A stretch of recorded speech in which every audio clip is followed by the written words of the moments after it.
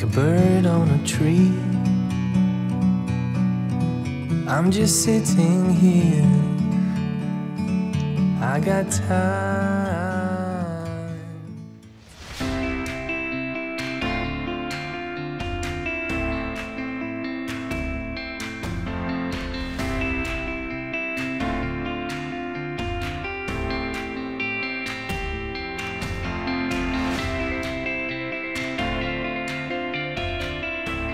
This video channel was made as a gift for my future self, and I hope to share it with my grandchildren.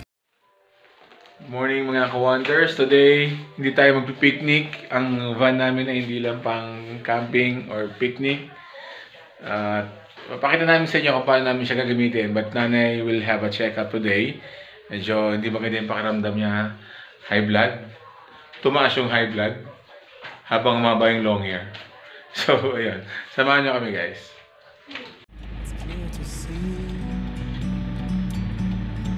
From up here.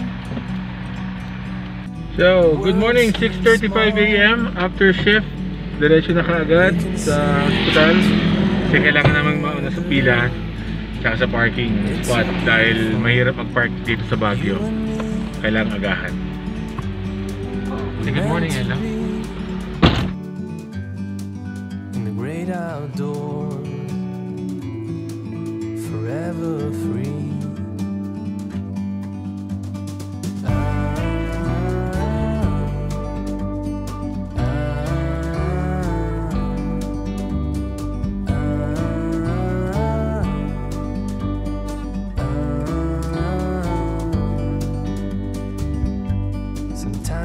Ingat nanay, we'll wait for you here. Alright, so there's a chance that Shelo will have her online music class here sa van while waiting for nanay. Let's see. But for now, naa-addict kasi siya sa kanyang yung Rubik's Cube. So yun yung gagawin niya muna habang naghihintay ng online class. So this is just one of the advantages of having a camper van. So maghintay lang kami ng anak ko dito while waiting for nanay. She can have her online class here. It depends. Depende sa paghihintay namin kay nanay. And later, since kakatapos lang ng shift ko, pwede ako matulog dito habang si Shelo nag-online class. Dito lang sa likod ng upuan ko. That's her table. So ayun. But for now, maglalaro lang muna siya ng kanyang Rubik's Cube. Rubik's Cube. Show your Rubik's Cube na 50 pesos.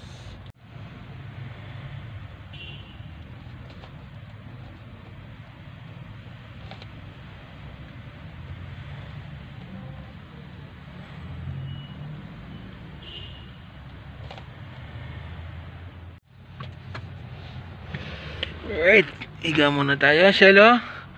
I'm just gonna take a nap here, okay? So, isa pa sa kagandahan dito sa Baguio is that we don't need to use our electric fan. Malamig kasi. So, wala kami sa ospital. Nasa isang building kami na mayroong call center, mayroong restaurant, mayroong bangko, mayroong clinic na kung saan andun si nanay ngayon sa clinic. So ito yung kama, padiretso ako. Kung tataas kong konti yung paa ko, ayan o. Hindi siya lapat, andun siya sa taas. And then dapat itong unan ko mataas din. So ayan. Sorry. So ayan, mataas dapat yung unan ko.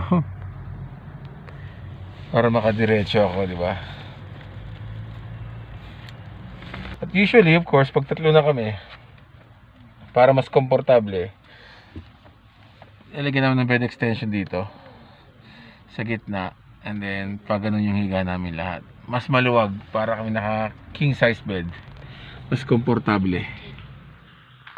Okay, Tatay is sleeping inside the van bed.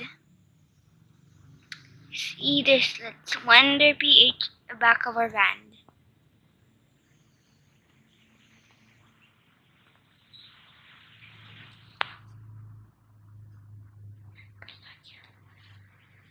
Let me go. There's a steering wheel.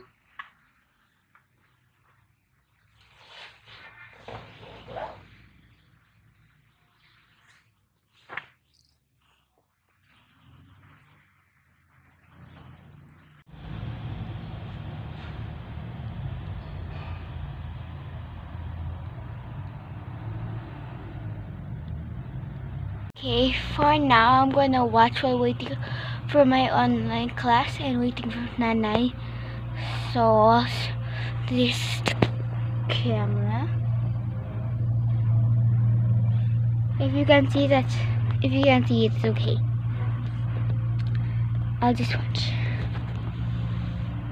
My dad is sleeping. And I'll watch while I'm waiting for Nanay when she's done with the checkup. Well, after 1 hour of waiting, nagising ako sa pagbukas ng syelo ng pinto dahil bumalik si nanay na desmayado sa kanyang HMO, kaya nag-decide na lang kaming mag-food trip muna sa kalsada bago umuwi. So, hindi po naging successful yung check-up ni nanay. Nagkaroon ng issue sa kanyang HMO.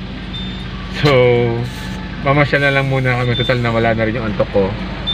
And then, nabiti na rin si Shell sa pagpasyal. So, tutuloy-tuloy na namin.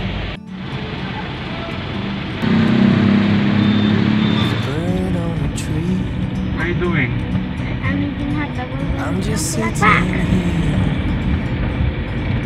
How many hot dogs did you buy for yourself?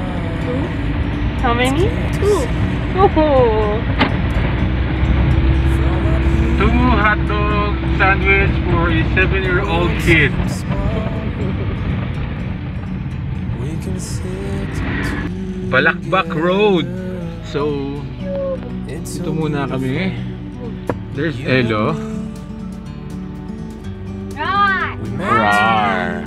Food trip muna si Elo. in the great outdoors. Kaunta. Forever free. Hot dog sandwich. Like it, Elo? Yes. I was even thinking if I smell this place in my butt.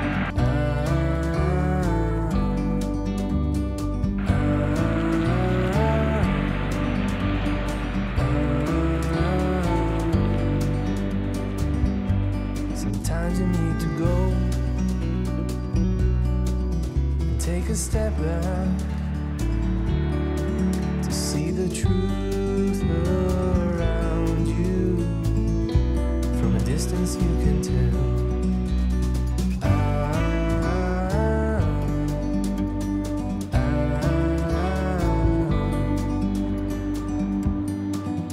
You and me Here's the van.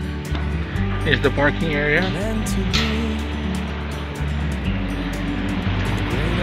That's the motorcycle. That's where we live, down there.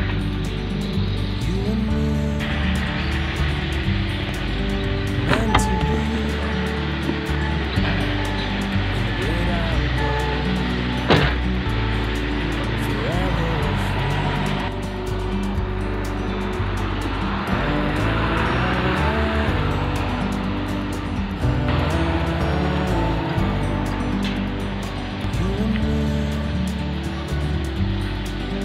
meant to be. Hello, Rob. In the great outdoors, forever free.